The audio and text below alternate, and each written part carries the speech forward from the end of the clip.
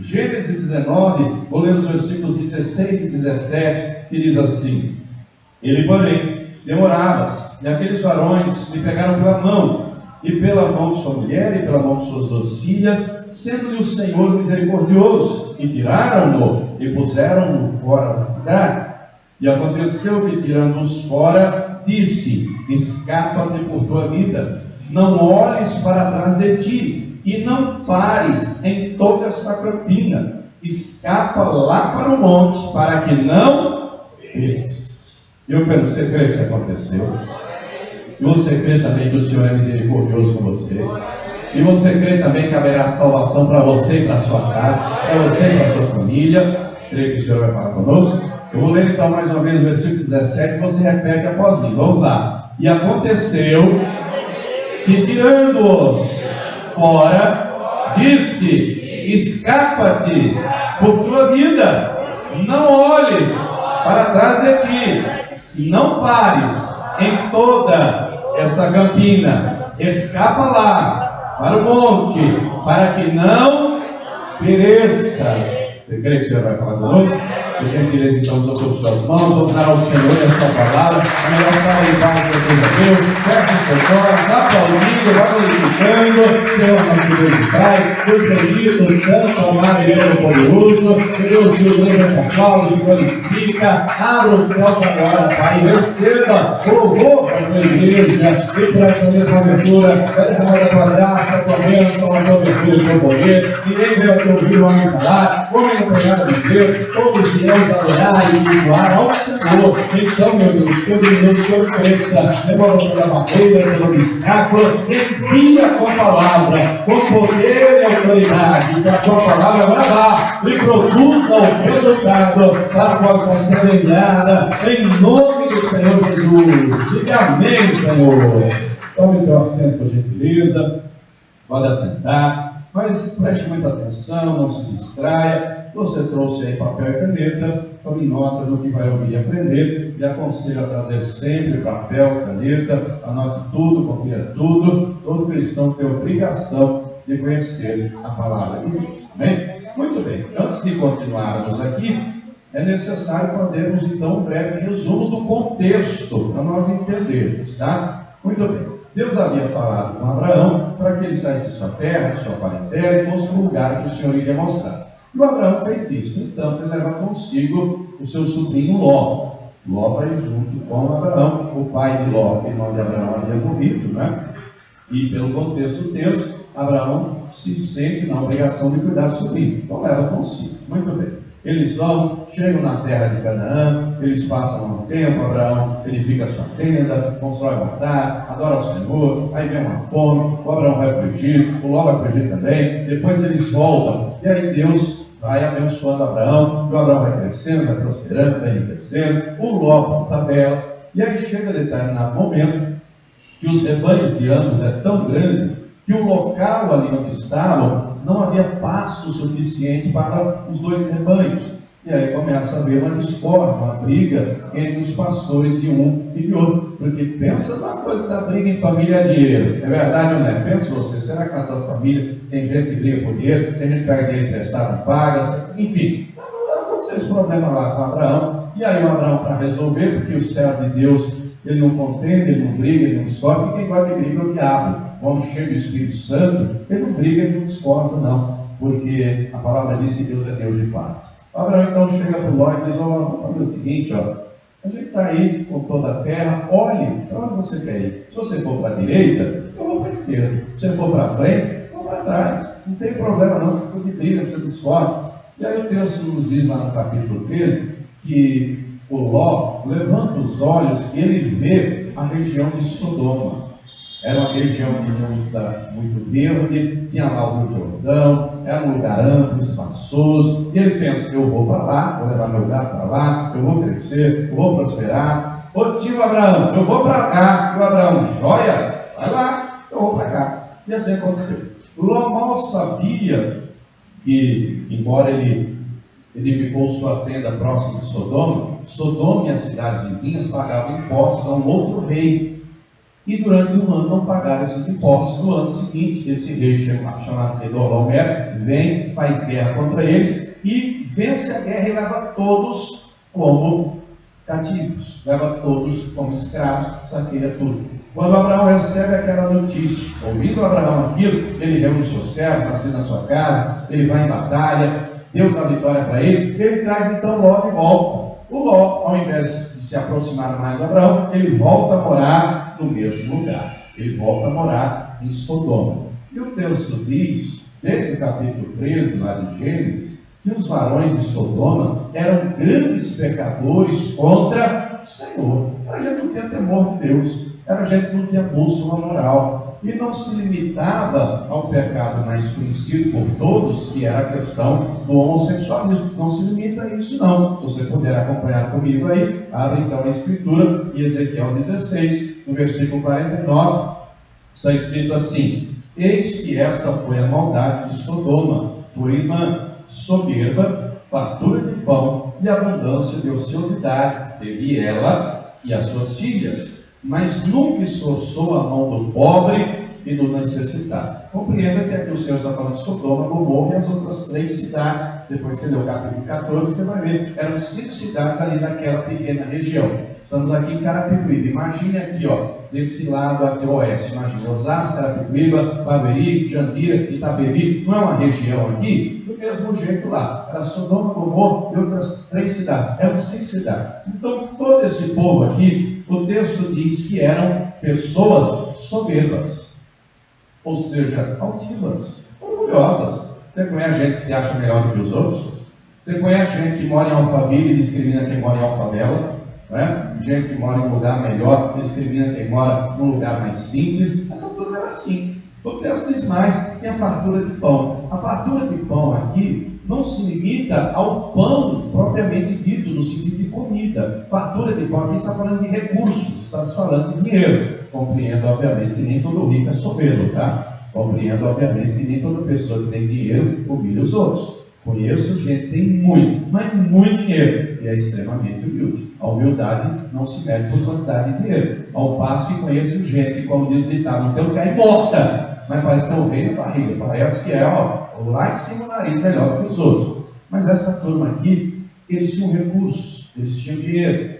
E o texto diz que, além disso, eles tinham abundância de ociosidade. O que é o ócio? É não fazer nada, é ficar com o tempo livre. Tem um ditado que diz: cabeça vazia, oficina do diabo. E o diabo encontrava espaço nessa turma aqui. Encontrava espaço na cabeça, encontrava espaço na mente para fazer tudo o que não presta. Porque uma pessoa ociosa é terrível.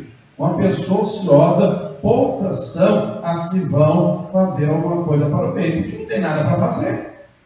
Não tem nada para fazer, o negócio é terrível.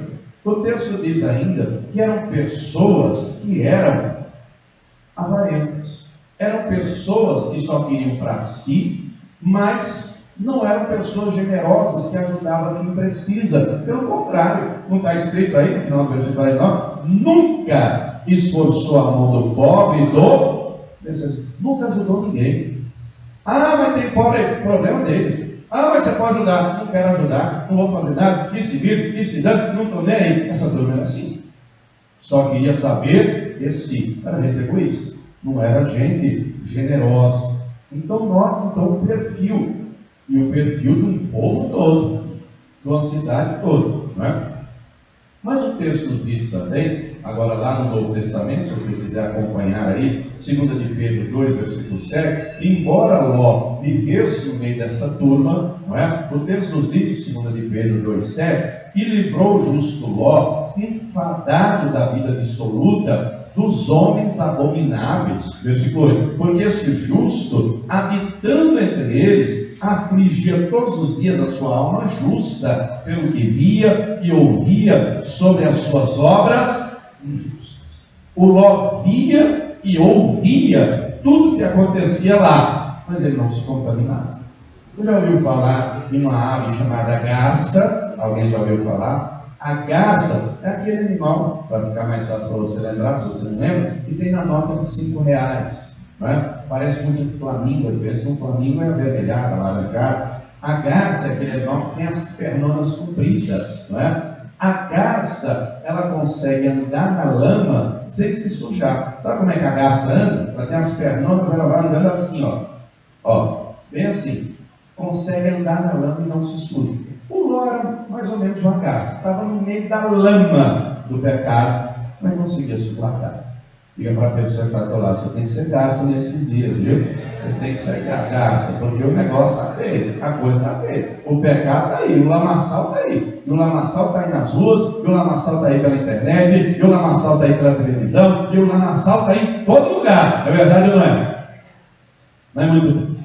Essa turbilhão de Sodoma e Gomorra, o pecado deles era tamanho que chega dentro do Altíssimo. Olha lá comigo em Gênesis 18. Agora no versículo 20, o texto nos diz o seguinte: disse mais o Senhor, porquanto o clamor de Sodoma e Gomorra se tem multiplicado, e porquanto o seu pecado tem se agravado muito. O mesmo texto no final do versículo 20, na Almeida atualizada, vai dizer: o seu pecado é aumentado, o seu pecado é gravíssimo. O versículo 21 diz: descerei agora e vereis com efeito tem praticado segundo este clamor, que é vindo até mim, se não sabê-lo-ei. O pecado deles era gravíssimo diante do Senhor. Chegou num nível de iniquidade. O próprio Deus desce então para intervir. Só que antes de Deus executar o juízo, primeiro, não é? Deus anuncia a Abraão. Se você tiver uma caneta e quiser anotar aí do lado, carta de Tiago, capítulo 2, versículo 13, o texto diz que a misericórdia prevalece sobre o juízo. Não é? Deus anuncia primeiro a Abraão. Se você ler os versículos anteriores, Gênesis 18, o próprio Deus diz: ocultarei eu a Abraão o que eu vou fazer, visto que ele vai ser uma grande e poderosa nação, vai instruir seus filhos, sua casa, sua família. Aí Deus anuncia a Abraão: ó Abraão, eu vou destruir Sodoma. Abraão, a turma está num nível que não adianta mais. Muito bem. O Abraão, quando ouve as palavras do Senhor, pense você se é você no lugar do Abraão. Pense você, Deus anunciando a destruição por um povo que não tem temor, que não tem reverência, que só peca, que só faz o errado e não está nem aí para Deus. Será que você ia dizer: mata Deus, esse bando de miserável, tem que morrer por quinto dos infernos? Irmão, quem anda com Deus não é assim não. Quem anda com Deus parece com Deus. E Deus é misericordioso, e Deus é perdoador, e Deus é bom. Quando Abraão recebe aquela notícia, Abraão intercedeu. Diga para a pessoa que está falando: você tem que ser um intercessor da sua casa.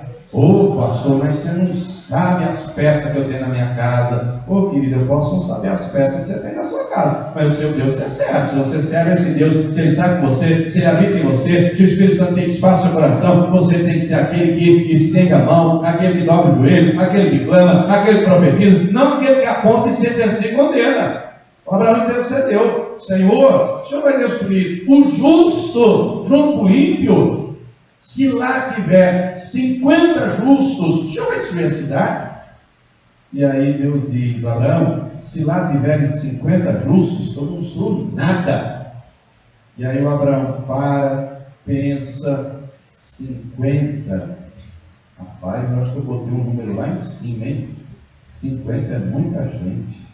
E aí ele começa a diminuir esse número: 45, 40, 30, 20, 10. E toda vez o Senhor não fica bravo, não fica nervoso, não. E ele vai intercedendo: se tiver tanto, ele vai pensando: fulano, ciclano, não, esse não, aquele não, aquele não, aquele não, aquele não. Vai diminuir. Se tiver 5, chegar a 5, o Senhor diz: se tiver 5 justos lá, eu sou ninguém. Agora pare e pense comigo: Deus sabia ou não sabia? Deus é fantástico, não? Deus vai falar para Abraão só para Abraão interceder. Deus vai falar para Abraão só para que dissesse: Deus fez sem ter um intercessor. Não, querido, querida, está escrito, Amós 6,7: Deus não faz nada sem antes revelar aos seus servos os profetas. Abraão é o primeiro profeta. E o primeiro profeta era intercessor. Querido, quem é cheio do Espírito Santo também é profeta, também é profetiza. Seja você o intercessor da sua casa, seja você o Ezequiel do Vale dos Ossos Secos, seja você o Abraão, pastor, mas o negócio está feio na minha casa, eu tenho um familiar que está no vício, na cachaça, na bebida, na droga, no pecado, no homossexualismo, na pornografia, aqui e acolá. Profetize vida, profetize libertação, profetize salvação. Creia você, não desista você. Se você não crê, quem vai crer? Se você não profetizar, quem vai profetizar? O Abraão então intercede. No entanto, não havia nem 5 justos. Só havia quantos? um, que era o Ló. Deus, sendo então misericordioso, envia 2 anjos lá a Sodoma. Eles vão lá. Quando eles chegam lá, o Ló percebe, obviamente, que aqueles homens não são de lá. Ele percebe que aqueles homens são enviados de quem? De Deus. Enviados de Deus. Então, que o Ló convida os 2, vamos para casa. E os 2 dizem, não, vamos ficar aqui na praça. Não, vocês vão ficar aqui na praça, não, você começa tudo. Vamos para casa. E só para casa. Vão para casa do Ló. Quando estão na casa do Ló, dali a pouco, tem uma batida na porta. Dali a pouco tem gente chamando. Dali a pouco tem gente batendo. E o texto diz, no capítulo 19, que eram todos os homens da cidade. Desde o jovem, desde o moço até o velho. O texto faz questão de dizer, todos os homens, sem exceção nenhuma, batem na porta da casa do Ló. E o texto nos diz, acompanhe comigo, Gênesis 19, versículo 5. O texto vai dizer qual o propósito da visita. Não é uma visita social, não é uma visita de cortesia. O texto diz, e chamaram Ló e disseram, onde estão aqueles homens que vieram à noite entrar na sua casa? Traga-os fora. Na sua Bíblia está escrito o quê? Para que os conheçamos, está escrito isso? E se o conheçamos, não é dizer assim, olá, boa noite, tudo bem, seja bem-vindo a ser. Não é isso não. O conheçamos é no mesmo sentido de Gênesis 5, que diz que Adão conheceu a Eva e ela concebeu. O mesmo texto na Almeida Atualizada diz, traga-os fora para que abusemos deles. O mesmo texto na King James diz, traga-os aqui fora para que tenhamos relações sexuais com eles. Então a intenção desses homens da cidade não é boa, é uma intenção perversa, é uma intenção promíscua, é uma intenção pecaminosa. Essa é a intenção deles. Querem violentar aqueles 2 homens. O povo de Sodoma e Gomorra só tinha gente que as relações heterossexuais entre homem e mulher era só para procriar. Mas o dia a dia, o hábito, eram relações homossexuais. O negócio era feio. Será que existe isso nos nossos dias? Pense você. Será que existe isso? Será que é divulgado pela mídia? Não é? Será que é incentivado no contexto geral dos nossos dias? Ou se é. Ou se é. Mas muito bem. O Ló então atende a porta. O Ló então diz, olha, não precisa disso não. Eu tenho aqui 2 filhas. Aqui conversa de filha. Eu não quero saber de suas filhas não. Traga os homens para fora. É quando eles agem de maneira sobrenatural, Deus vai dizer que eles vão cegar aqueles homens. Eles vão ser feridos de cegueira. Eles vão sair tateando, tocando. Não conseguem ver nada. Não conseguem ver um pau na frente do nariz. É então que eles revelam a Ló o propósito da ida, o propósito da visita, não é por acaso. Capítulo 19 de Gênesis, leia comigo, o versículo 12. O propósito é o que eles revelam aqui. Então disseram, estou lendo Gênesis 19, versículo 12. Então disseram aqueles varões a Ló, tens alguém mais aqui? Teu genro, teus filhos, suas filhas, todos quantos têm nessa cidade, tira-os fora desse lugar, pois nós vamos destruir esse lugar, porque o seu clamor tem engrossado diante da face do Senhor, e o Senhor nos enviou para quê, minha gente? Para destruir. O propósito é esse. Ló, pega tudo e vai embora. Pega seus familiares e vai embora. O Ló, ele era casado, ele tinha uma esposa, e ele tinha 2 filhas. E essas filhas tinham um compromisso.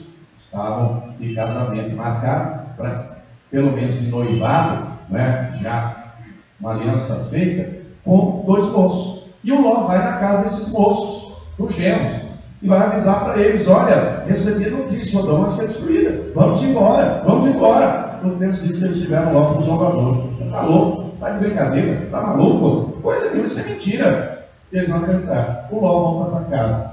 Imagine você recebendo a notícia de que tem que deixar sua casa às pressas. Nos nossos dias, acho que a maioria deve ter carro, pelo menos deve chamar um motorista de aplicativo, dá para encher umas malas, sim ou não? Mas no tempo dele não tinha carro. No tempo dele ele estava demorando. Ele estava demorando. Ao invés de ir logo, imagine você, provavelmente ele estava fazendo uma trouxa. Já ouviu falar na trouxa? Pastor, está chamando palavrão? Tudo bem, irmão, é um pano. Você pega, bota as coisas e amarra. Não é? Já ouviu falar essa expressão trouxa? Isso que eu estou falando. Pega o pano, coloca as coisas dele e amarra. Já ouviu a série do Chaves? Ele anda lá com a trouxinha, né? Imagine lá, provavelmente era o que o Ló estava fazendo. Pega isso, pega aquilo, pega não sei o quê. Ele estava demorando. Aí chega o texto que temos no início da mensagem. capítulo 19, versículo 16. Como eles estavam demorando o Ló, a esposa e as filhas, o texto nos diz aqui no versículo 16 que aqueles dois anjos pegaram eles pelas mãos. Deixa tudo, vamos, deixa tudo, vocês têm que sair agora. Tiraram eles fora da cidade. Tiraram eles fora. O versículo 16 deixa claro: sendo-lhe o Senhor misericordioso. Diga para a pessoa que está do lado: Deus é misericordioso, viu? Diga para ele, Deus quer salvar você e a sua casa. Deus quer salvar você e a sua família. Ô querido, e às vezes Deus tem que pegar pela mão. Às vezes Deus tem que pegar pela mão. Vamos logo, criatura, tem mais tempo. Tem gente que enrolada. Acontece na sua casa, você tem um compromisso, um horário, e a pessoa atrasar, assim, que ficou tomando banho, fazendo maquiagem, demora. Às vezes, irmãs, nada contra as irmãs, mas às vezes as irmãs demoram um pouquinho mais, né? Eu dou um desconto grande para minha mulher, porque ela tem uma perna só, então até ela botar a perna, brincando uns 10 minutos, só a perna. Então tem que dar um desconto. Então, para não ter briga, o que você faz? Sai mais cedo, meia hora mais cedo, uma hora mais cedo, né? E aí, vai voltando aqui, eles estavam demorando. O negócio era sério, os anjos tiraram para fora, sendo o Senhor misericordioso. Mas quando tira eles fora da cidade, qual vai ser a ordem? Versículo 17: escapa-te por tua vida, vai lá para o monte, vai para lá, está vendo aquele monte ali? É para lá, vai lá, não olhe para. O Ló chega ao ponto de dizer: mas eu estou com medo. Vai que você destrói aí, e eu estou no meio do caminho, e eu vou morrer, e não sei o quê, espera eu chegar lá. Está escrito aí na continuação. E os anjos dizem: tá bom, fica tranquilo, vai-te embora. No linguajar do Nordeste, você já ouviu a expressão pega o beco? Pega o beco, meu amigo, vaza, vai-te embora. Quando você chegar lá, a gente destrói tudo. Ele falou: até isso o Senhor concedeu para ele. Mas a ordem era clara: não olhe para trás. E aí vai o Ló, e aí vai a mulher do Ló, e aí vai as filhas do Ló. E o texto nos diz que, quando eles já estão lá, versículo 24, Deus vai chover enxofre e fogo do céu e vai destruir tudo.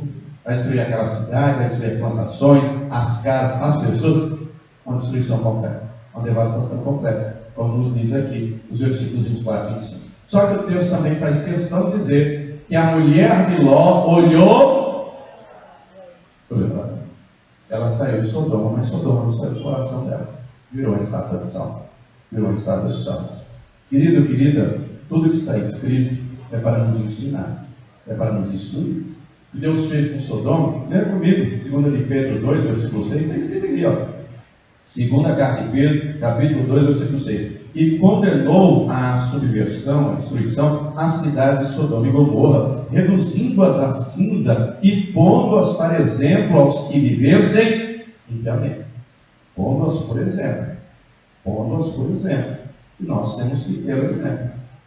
Primeira coisa, diga comigo: Deus tem salvação para mim. Diga: Deus tem salvação para minha casa, para minha família. Diga: o Senhor é misericordioso. O Senhor é bom. Mas diga comigo: Ele é justo também. Ele é justo também. Ele dá a cada um segundo as suas obras. Ele é santo também.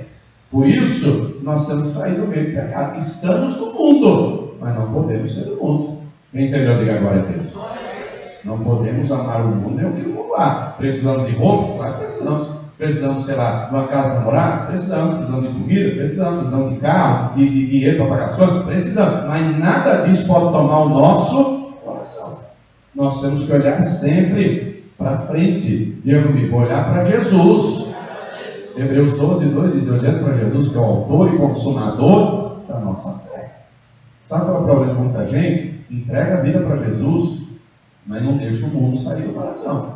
Vem na igreja, mas continua ouvindo os funkão, os forrozão, os sertanejão, e sei lá mais que raio. Vem para a igreja, entrega a vida para Jesus, até batiza nas águas, mas não deixa o Espírito Santo trabalhar. Isso é perigoso, querido. Isso é perigoso. Vai comigo, Filipenses 3, versículo 13. Ô, pastor, mas eu não sou perfeito. Eu também não, querido, mas a gente tem que olhar para Jesus, e aí ele vai aperfeiçoando dia após dia. Filipenses 3,13, lembra comigo que está escrito assim: irmãos, quanto a mim, não julgo que haja alcançado. O versículo anterior está falando de perfeição. Mas uma coisa faço, e é que, esquecendo-me das coisas que atrás ficam e avançando para as que estão dentro de mim, prossigo para o alvo, pelo prêmio da soberana vocação de Deus em Cristo. É olhar para frente, não é olhar para trás. E às vezes tem gente que é igual ao museu, só vive do passado. Só vive do passado. Ô querido, anote aí, se você tiver uma caneta, 2 aos Coríntios, capítulo 5, versículo 17. Quem está em Cristo, nova criatura é, as coisas velhas já passaram, tudo se fez novo. Anote Romanos 6, versículo 4, a parte final diz que Deus quer que andemos em novidade de vida. Mas tem gente que é igual ao museu, não consegue perdoar, traz à memória as coisas de 1900 e bolinha, e sei lá mais o que. Ah, pastor, é que você não sabe o que meu pai fez, minha mãe fez, você não sabe o que fulano fez, ciclano fez, beltrano fez. E vai perdoar quando? E vai deixar o Espírito Santo tratar quando? Eu lembro há uns anos atrás, estava ministrando justamente sobre perdão. Eu não lembro o que eu disse, foi o Espírito Santo que falou. Eu sei que passam uns dias, uma senhora vem falar comigo. Uma senhora de cabeça branca. E ela chegou: pastor, quero te agradecer, pastor. Eu falei: irmã, pelo quê? Lembra aquele dia que você pregou assim, assim, assim? Eu falei: não lembro não. Foi o que disse? Ah, foi, pastor. Não foi Deus, mas amém. E o que aconteceu? Passou aquela palavra, falou comigo. Sabe por quê, pastor? Eu falei: pois não. Falou: pastor, quando eu era criança, a gente nasceu no interior, e muitos irmãos, e meus pais, né? Era gente simples, na roça, e minha mãe era muito estressada, muito nervosa, era muito trabalho, era muita coisa para fazer, acordava muito cedo. Toda vez que minha mãe ficava nervosa, ela batia na gente, pastor, mas batia até sangrar. E quando sangrava, ela pegava sal grosso e botava assim no sangue. Passou aquilo, doía, que era terrível. Pastor, eu coloquei no meu coração: quando eu tiver 15 anos, eu vou arrumar um homem, eu vou casar, eu vou sumir dessa casa. Pastor, foi o que eu fiz. Quando eu me tornei mocinho, 15 anos de idade, arrumei um rapaz, casei com o rapaz, sumi de lá. E aí casei, e construí minha família e tal, e o tempo passou, mas toda vez que eu lembrava da minha mãe, eu tinha raiva, eu tinha ódio, eu tinha ressentimento pelo que eu passei. Pastor, já tem 30 anos que eu me converti, tem 30 anos que eu sirvo a Deus, mas não consegui liberar o perdão. Guardava aqui dentro a mágoa, aquele ressentimento. Minha mãe hoje já tem 90 anos, uma senhora idosa, de 70 e poucos anos falando.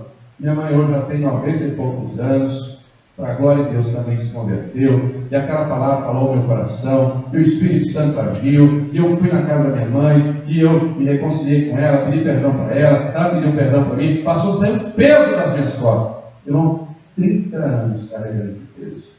Quanto tempo tu carrega esse peso? Há quanto tempo tem algo no passado que você me deixou no passado? O que é que tem que deixar lá atrás? É um perdão? O que é? O Senhor quer que vivamos em novidade de vida. Tem que olhar para frente, não é para trás. Quem está entendendo que agora é Deus? Se você não deixar o Espírito Santo trabalhar no seu coração, Satanás vai vir trabalhar. Anote 2 Coríntios 2, versículo 10, Paulo vai dizer assim: se eu perdoei alguém, se tenho perdoado, o fiz na presença de todos, para que não sejamos vencidos por Satanás, porque não ignoramos seus ardis. A falta de perdão é uma porta aberta para o diabo agir no coração. Quem está entendendo, diga amém. Traga à memória aquilo que lhe traz esperança. Deixa o Espírito Santo tratar o teu coração. Deixa o Espírito Santo lhe sarar. E olhe para frente, e veja, e olhe para o céu, e olhe para a glória de Deus, e olhe, porque o Senhor tem eternidade para mim e para você. Quem está entendendo, diga glória a Deus. Mas compreenda então que tudo que está escrito aqui é para nos ensinar, é para nos instruir. Nos dias do Senhor Jesus, leia comigo agora, abra aí comigo Mateus capítulo 11, versículo de número 20. Acompanha comigo, eu vou ler do versículo 20 até o versículo 24. Acompanha comigo a leitura. Mateus 11, versículo 20, está escrito assim: então começou ele a lançar em rosto às cidades onde se operou a maior parte dos seus prodígios, o não se haverem arrependido. Se você tiver a caneta, grife aí para você entender. As cidades onde Jesus operou mais milagres, a turma queria os milagres, queria as bênçãos, só não queria se arrepender do pecado. Jesus disse, versículo 21, ai de ti, Corazim, ai de ti, Betsaida, porque se Tiro e Sidom fossem feitos os prodígios que em vós se fizeram, há muito se teriam arrependido com pano de saco grosseiro e com cinza. Por isso eu vos digo que haverá menos rigor para Tiro e Sidom no dia do juízo do que para vós. E tu, Cafarnaum, que te ergues até os céus, será batido até os infernos. Porque se em Sodoma e Gomorra tivessem sido feitos os prodígios que em ti se operaram, teria ela permanecido até hoje. Porém, eu vos digo que haverá menos rigor para os de Sodoma no dia do juízo do que para Cafarnaum, amados. Era uma cidade litorânea, às margens do mar da Galileia, e era meio que o quartel-general de Jesus, ou seja, onde ele ficava, onde Pedro morava, a sogra de Pedro. Ele ficava ali, ele fez vários milagres, o Evangelho escreve vários milagres operados em Cafarnaum e nas cidades vizinhas. Só que compreenda o detalhe, essa turma lá de Cafarnaum, de Corazim, Betsaida, eles queriam os milagres de Jesus, eles queriam as curas, as libertações, as bênçãos, só não queriam deixar a vida, só não queriam se arrepender. Essa turma aqui trocou Deus pelas bênçãos de Deus, só queriam usar Jesus. Eu acho que você consegue notar quando alguém quer te usar. Você percebe isso ou não? Acho que percebe, não? Acho que já passou do nível lá da infância, da ingenuidade. Tem gente que liga para você só quando precisa. Tem gente que liga para você só quando está em apuros. Tem gente que te procura só quando precisa de dinheiro, quando precisa de socorro. Você conhece gente que gosta de usar? Essa turma está usando Jesus. Queriam as bênçãos de Jesus, os milagres de Jesus, mas não queriam mudança de vida. Não tinham arrependimento. Querido, querida, compreenda que esse mesmo procedimento que essa turma teve, nós temos que guardar o nosso coração para não ter.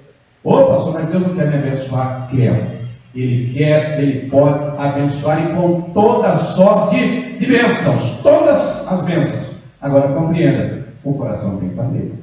Em primeiro lugar, o reino de Deus e a sua justiça, e as demais coisas Ele acrescenta. Se não, a bênção de Deus pode roubar o Deus da bênção. Deu para entender o perigo? Deus conhece a cada coração. Falamos sobre Abraão há pouco. Quando Deus viu que o Abraão estava amando mais de Isaac do que a ele, Deus pediu Isaac.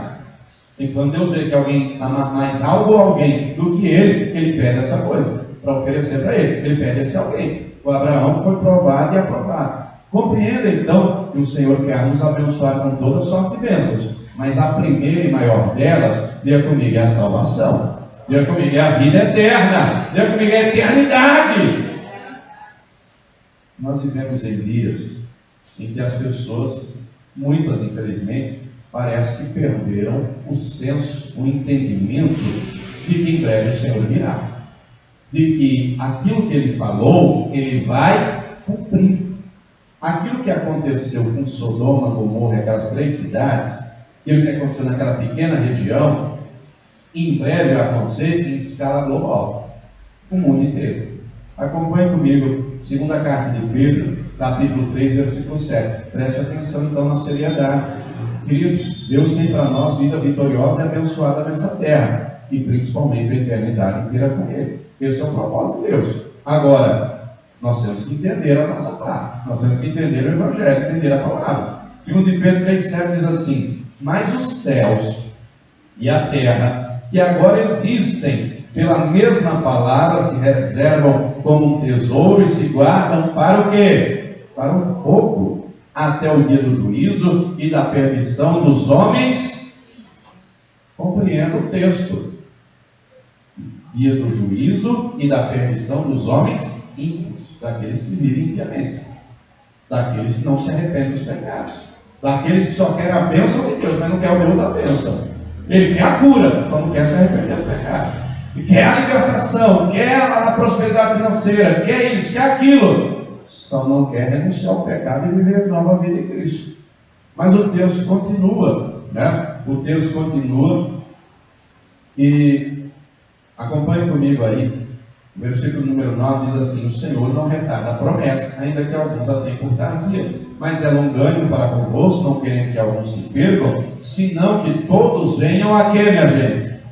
Arrepender, a se arrepender. E esse arrependimento não é só quando entrega a vida para Jesus, não.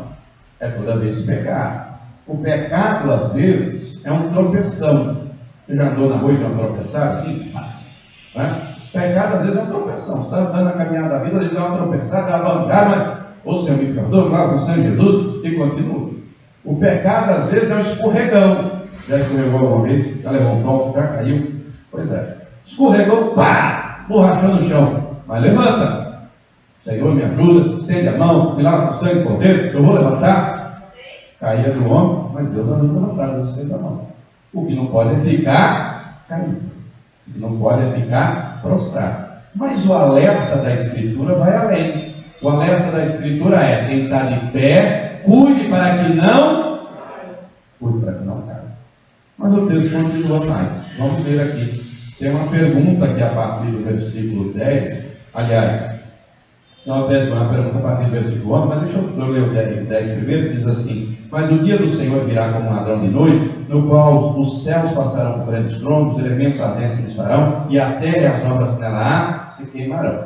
Nota de rodapé, se você quiser anotar: o dia do Senhor virá como um ladrão para quem não o conhece. Anote 1 aos Tessalonicenses capítulo 5. A palavra deixa claro nesse sentido. Virá como um ladrão para quem não conhece ao Senhor. Para quem não conhece, é quem anda em trevas. Mas eu e você, nós somos da luz. Eu e você não podemos ser virgem louco. Eu e você temos que ser virgem prudente. Eu e você temos que ter lâmpada nos pés. Eu e você temos que ter vestes brancas. Eu e você temos que ter óleo na cabeça, óleo do Espírito. Eu e você temos que nos preparar, porque em breve o Senhor virá. A igreja que se prepara vê o cenário, o contexto e brada: Maranata, ora vem, Senhor Jesus. E o contexto está aí. O Senhor avisou das guerras que estão acontecendo, das fomes, tudo que está acontecendo, tragédias na natureza, enfim, está se cumprindo a palavra. O que Paulo disse que haveria um demônio, estão os montes aí. Quando ele descreve a característica das pessoas que estão aí: gente soberba, gananciosa, avarenta, presunçosa. Se lê 2 Timóteo 3. Será que tem gente assim? Aos montes. Tudo que Jesus falou a respeito do fim já está se cumprindo. Então é momento de nós olharmos para nós. Que evangelho eu estou vivendo? Será que eu estou vivendo a verdade do evangelho? Eu estou me enganando. Será que eu estou sempre crente Raimundo, já na igreja, já no mundo? Será que eu estou me enganando? Só vivo o evangelho na igreja, só louvo a Deus na igreja, só bato palma na igreja, só glorifico na igreja, mas não aplico o que eu estou aprendendo? Compreenda que Deus não está preocupado com quantidade. Ele está preocupado com qualidade. Sodoma e Gomorra foi destruída. Quantas famílias foram salvas? Uma. E a mulher do Ló também estava salva. No tempo de Noé, quantas famílias foram salvas? Deus não está preocupado com quantidade. Tome cuidado. A partir aqui do versículo 11 e o 12, tem uma pergunta que já traz embutida a resposta. Havendo, pois, de perecer todas essas coisas, o mundo destruído, inteiro queimado com fogo, que pessoas vos convém ser em santo trato e piedade, aguardando e apressando-vos para a vinda do dia de Deus, em que os céus em fogo se desfarão e os elementos ardentes se fundirão. Ou seja, se você sabe o que vai acontecer, diga para a pessoa que está do lado: se prepara! Se apressa, porque Deus quer salvar você e a sua casa, você e a sua família. Ô pastor, mas o negócio está feio na minha casa. Profetiza a vida, ore, interceda, jejue, busque a Deus, profetiza. Deus vai fazer um milagre, Deus vai salvar, Deus vai operar. Mas se você não crê, quem vai crer? Mas sabe qual é o problema de muita gente? Lança a família nas mãos do Satanás. Abre a boca para amaldiçoar, abre a boca para praguejar. Ô querido, não é essa a postura que Deus espera em você. Deus espera que eu e você sejamos filhos na fé de Abraão, intercedamos, profetizemos. Quem está entendendo, diga glória a Deus. O versículo 13 diz, estou em 2 de Pedro 3, versículo 13: mas nós, segundo a sua promessa, aguardamos novos céus e nova terra, em que habita a... Você está aguardando esse novo céu e essa nova terra? Você está se preparando para ele? Ou você está como cego em tiroteio? Ou você está como a música do sertanejo: não sei para onde vou, pode até andar em nada? Ou você está como a música do pagodeiro cachaceiro: deixa a vida me levar, leva eu. Vai levar a ladeira abaixo, vai levar redondo lá para baixo. O versículo 14 diz: pelo que, amados, aguardando essas coisas, procurai que dele, do Senhor, sejais achados imaculados e irrepreensíveis em paz. Nós temos que fazer a nossa parte. Sem santificação ninguém verá a Deus. Nós temos que nos preparar. Jesus está voltando. E aí você pode pensar, ô pastor, mas eu não sei quando será o dia do arrebatamento. Eu também não, eu sei que está próximo. Agora, que garantia você tem para acordar amanhã de manhã? Eu não sei se você tem acompanhado os noticiários, gente jovem que tem infartado e morrido. Você tem visto isso? Ô pastor, está querendo botar medo? Quero te botar medo não, irmão, só para te preparar para que eu quero que você seja salvo. A orientação bíblica que Paulo dá a Timóteo é: prega a palavra, ensine a palavra, para que você seja salvo e para os que te ouvem seja salvo. É para pregar a palavra, para ensinar a verdade da palavra. Deus tem bênção, claro, Deus tem bênção, Deus tem cura, tem libertação, tem provisão, tem vitória, tem tudo. Mas a maior de todas as bênçãos é a vida eterna. A vida não termina aqui. O que adianta o homem ganhar o mundo inteiro e perder a sua alma, a sua salvação?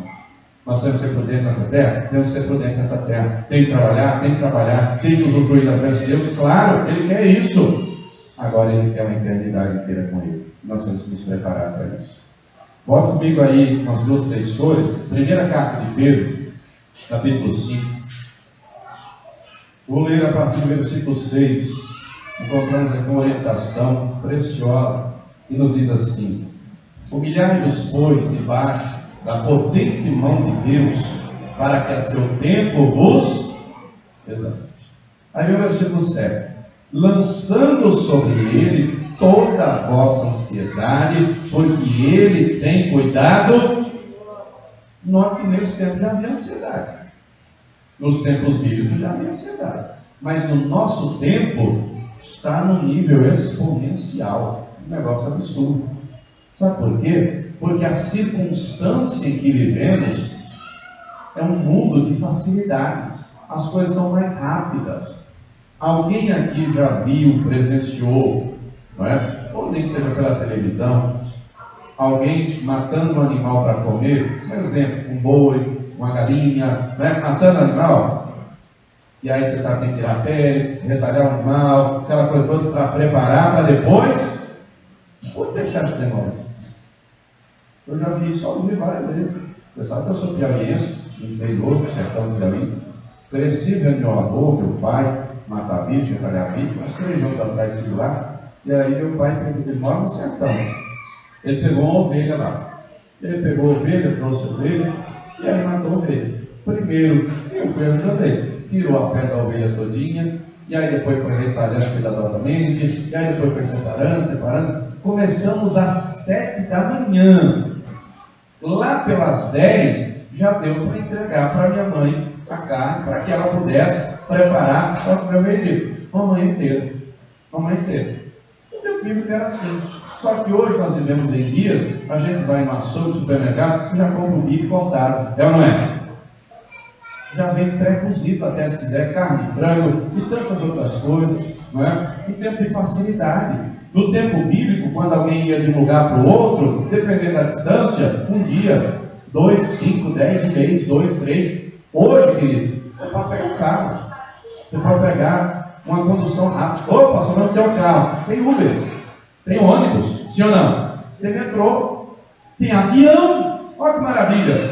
Você pode, por exemplo, tomar um café da manhã aqui em São Paulo e almoçar em Manaus, 3.000 km de distância, em Teresina, no Piauí. Em Natal, no Rio Grande do Norte, as coisas hoje são mais rápidas. Hoje nós temos internet, meios de comunicação rápido. Quem aí tinha telefone fixo, quando usava, não podia usar a internet?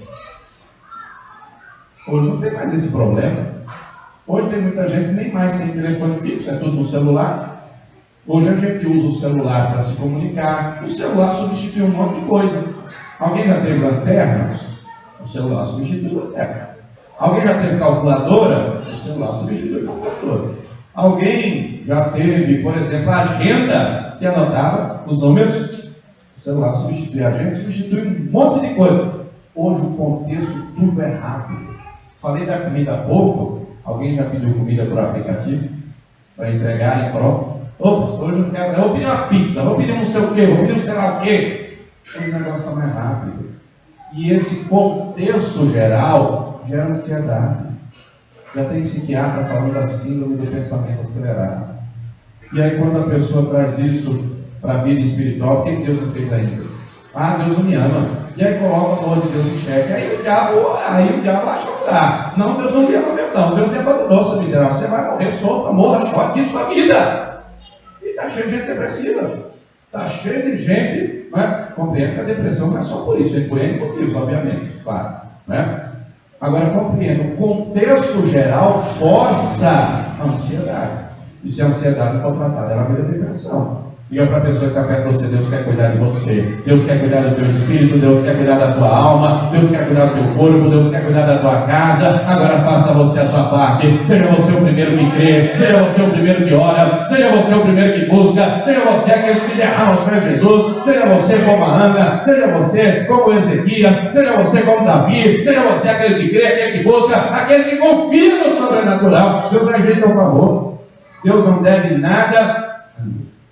Mas o texto diz mais no versículo 8: sede sóbrios, vigiai, porque o diabo, vosso adversário, anda em derredor, bramando como leão, buscando a quem possa tragar. Não tem espaço para o diabo, não. Versículo 9 diz: ao qual resiste firmes.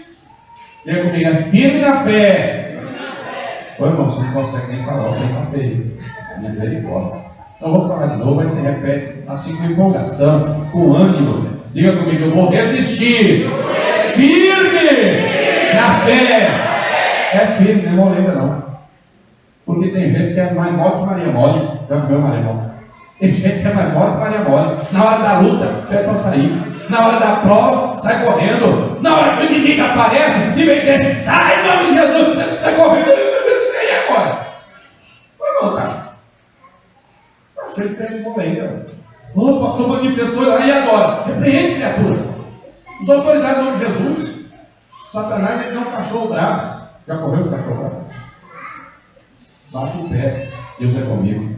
Maior é o que está em mim do que o que está no mundo. O Senhor é o meu Deus, é fiel, é poderoso. Repreenda todo mal. Agora, se você vai ter autoridade, se você se consagrar. Você vai ter autoridade, você tem que lidar com Deus. Senão o diabo pode jogar na sua cara.